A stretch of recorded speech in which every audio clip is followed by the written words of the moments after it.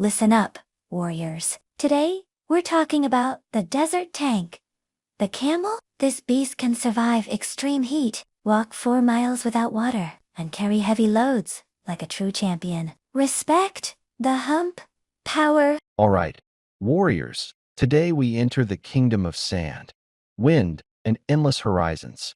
And standing tall in the middle of that golden battlefield is the true desert tank, the camel, not a horse, not a jeep, not even your favorite off-road truck. The camel is the original all-terrain legend, built by nature, perfected by survival. First, let's talk about that hump. Because yes, everybody looks at the hump. Some camels have one hump, some have two. The one-hump champion is called the dromedary camel, and the two-hump powerhouse is the Bactrian camel. And no, the hump is not filled with water. I know, childhood lies have been exposed. The hump is actually filled with fat. That fat is energy storage. It's like a biological battery pack.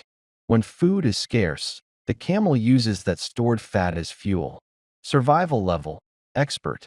Now let's discuss heat. The desert is not a friendly place. It's not cozy. It's not, let's go for a picnic. During the day, temperatures can rise above 40 degrees Celsius, sometimes even 50. For many animals, that's game over. But the camel? The camel says, is that all you've got?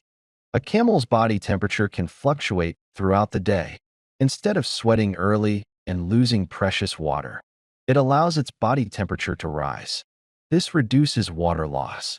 That's smart biology. That's tactical adaptation.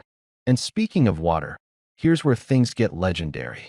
A camel can drink up to 100 liters of water in about 10 minutes. Imagine being that thirsty. But here's the real superpower. A camel can survive for days or even weeks without drinking, depending on conditions. Its body is designed to conserve every drop. Their kidneys and intestines are extremely efficient. They produce very concentrated urine and dry feces, minimizing water loss. Nothing is wasted. In the desert, efficiency equals survival. Now look at their eyes. Long eyelashes, thick eyebrows. Not for fashion. Those lashes protect against sandstorms. When the desert wind starts throwing sand like tiny bullets, the camel is ready. It even has a third eyelid, a transparent membrane, that helps protect the eye while still, allowing vision. That's built-in desert goggles. Tactical eyewear edition. And the nose? Oh yes, camels can actually close their nostrils. When a sandstorm hits, they shut those nostrils tight to keep sand out. Try doing that, human. Exactly. Evolution wins again. Let's move to the feet. Camels don't have hooves like horses. They have wide, padded feet that spread out when they step. This prevents them from sinking into soft sand. It's like having natural snowshoes, but for the desert. Every step is balanced. Every step is calculated. The sand may shift, but the camel remains steady. Now let's talk strength. Camels are powerful. They can carry loads of 150 to 300 kilograms depending on the breed and conditions. For centuries, humans relied on camels for transportation across deserts in Africa, the Middle East, and parts of Asia. They were part of trade routes, including the famous Silk Road. Without camels, many ancient trade networks would not have survived. These animals were the engines of commerce long before trucks and trains existed. And they're not just cargo carriers. Camels can travel long distances, up to 40 kilometers a day while carrying loads. Some can even run at speeds up to 65 kilometers per hour in short bursts. Yes, that slow-looking desert ship can actually move when it wants to. Never underestimate quiet power. Now let's talk about their diet. Camels eat things that would make other animals walk away in disgust. Thorny plants, dry shrubs, salty plants. Their mouths are tough. They have thick, leathery lips that allow them to chew thorny vegetation without injury. It's like chewing barbed wire and saying, needs more seasoning.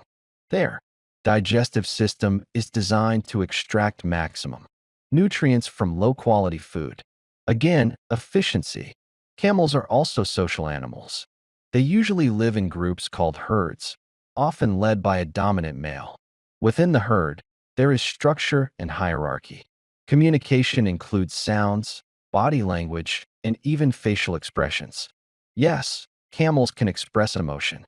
They can groan, grumble, and sometimes scream. And if you've ever heard a camel complain, you know it's dramatic. Let's not ignore temperament. Camels are generally calm, but they are not pushovers.